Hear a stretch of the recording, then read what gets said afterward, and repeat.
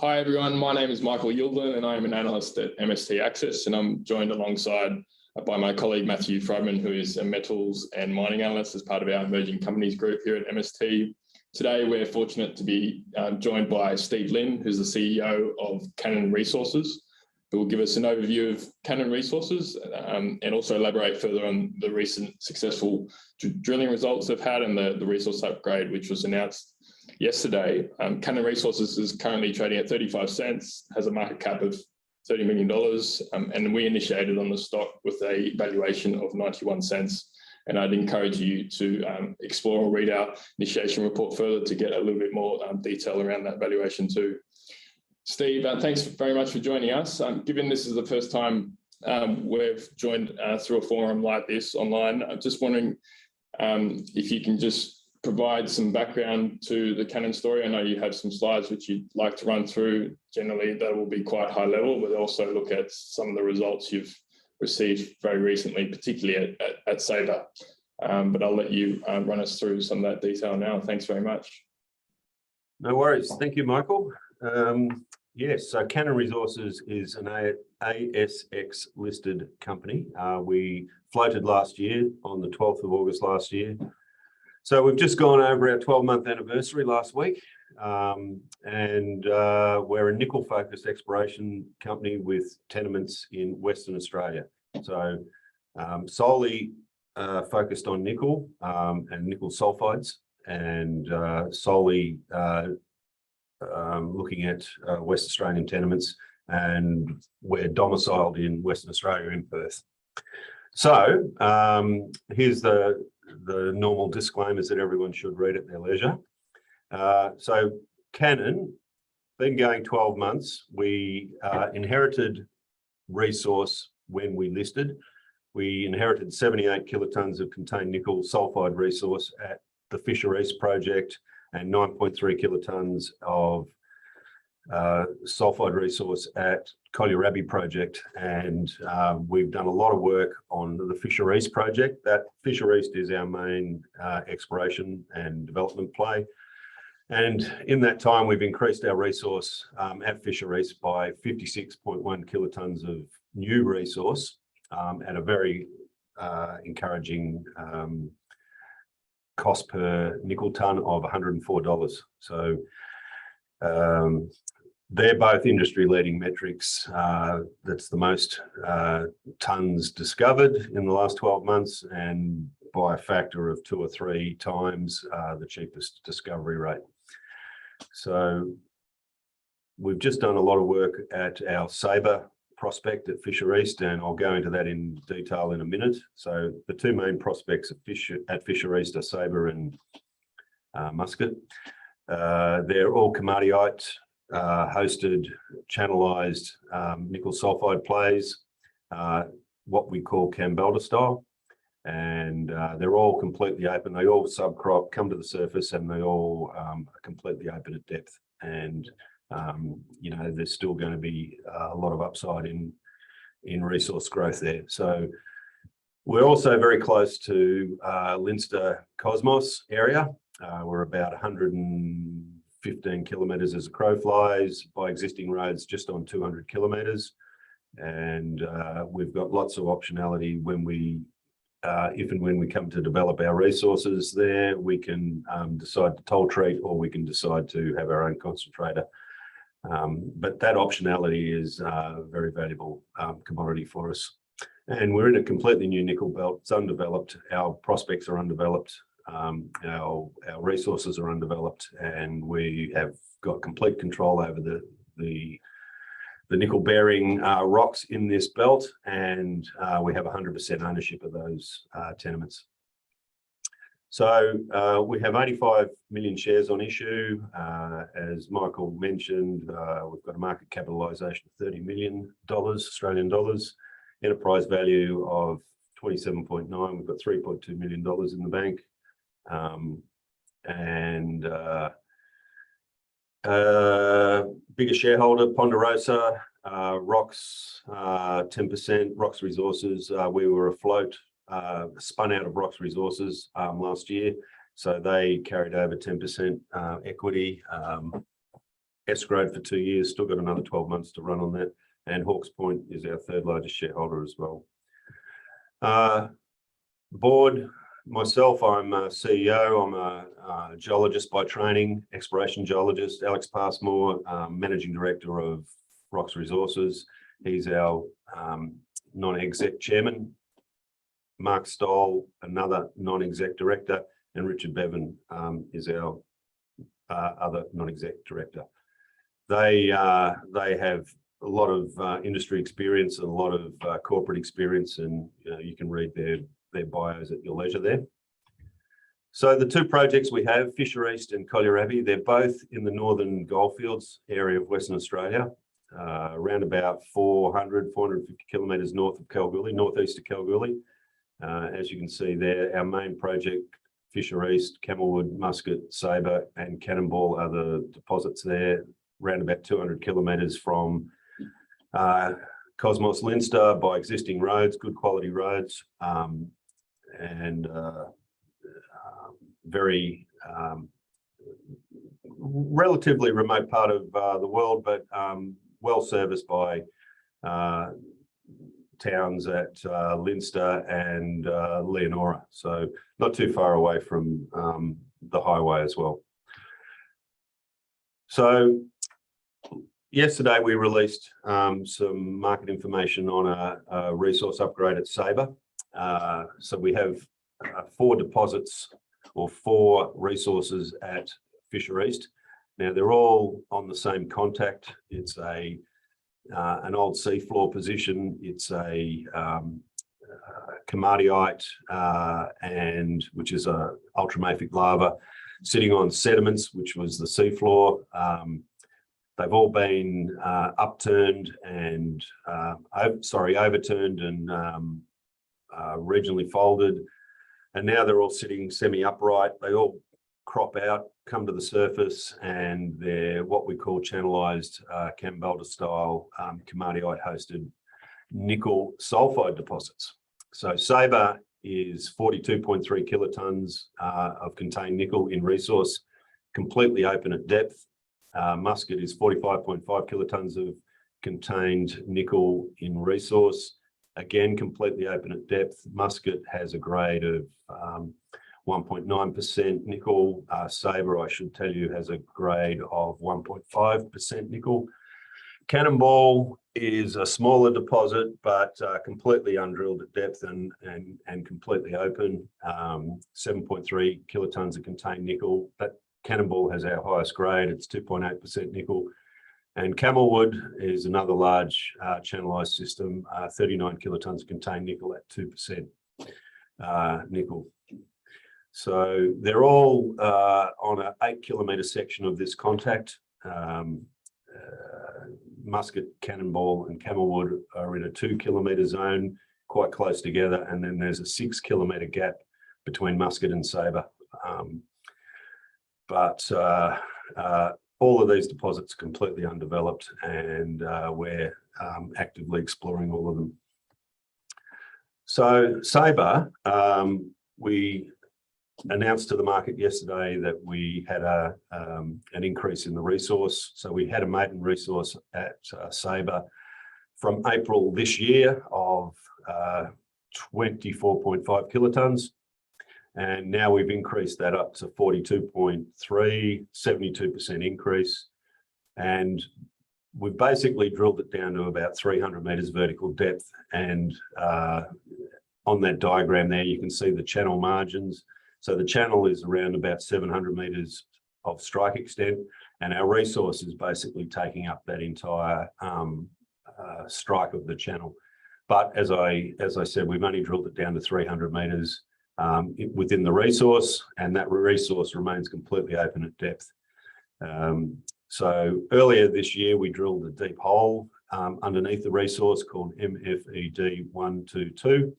And that hole, which we announced a couple of weeks ago, got mineralization at about the average grade of the resource. So 6.4 meters at 1.3, which also included a zone of about 5 meters at 1.5% nickel. And then sitting above that, about 2.9 meters away, was a half-meter zone going 5.3% nickel. Very, very interesting that half a meter at 5.3, because that is remobilized massive sulfide, and that, you know, very interesting location. That's our main target. We're looking for structural repetition and remobilization to give us thicker and higher grade tonnages, and that remains a very intriguing and interesting exploration target. So that drill hole 122 is 520 meters down the plunge from the bottom of the current resource. So massive step out, and you know, we think there is high potential for resource expansion into that channel. On top of that, our drilling earlier this year indicated that we had high-grade zones within the resource itself. So what I've just shown you there is some PGE anomalism that was in the above the channel in the what we call the regolith, the weathered portion of the profile. So we've got strong PGE anomalies, palladium and platinum anomalies, very high grade, up to 600 ppb, and the meaning of that was, well, it outlined the extent of the channel, and it also, our interpretation was, it also showed us where there was high grade, potentially high grade zones within the system. So down the plunge of the channel, we had a high grade zone on the northern edge there, as I've shown there. So those 4 drill holes all had massive sulfide, zones of massive sulfide in them, including MFED 117, the bottom hole there, 5.7 meters at 4.5, including a 3.7 meter zone of massive sulfide going about 6% nickel.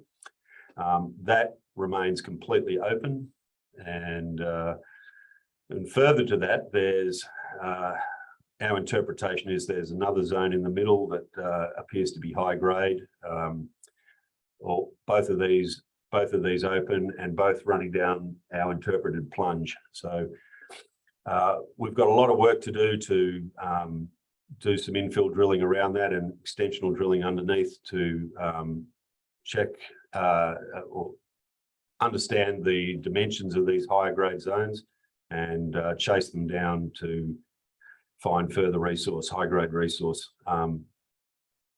in that down plunge position. So Sabre in cross section looks like this. So this is a cross section down the plunge. We've got the mineralization up the top, basically is the resource, a vast area underneath on this cross section, 520 meters of no drilling, and then that single drill hole MFED 122 at depth with those grades as shown. So it's, as you can see, it's plotting in exactly the correct place. Our channel is very structurally easy to understand, very predictable as to where the mineralization is, and you know, we will be drilling infill drilling in between the two, especially down those interpreted high grade zones that I mentioned just a minute ago. So going on to Muscat. Muscat is our other main exploration play here.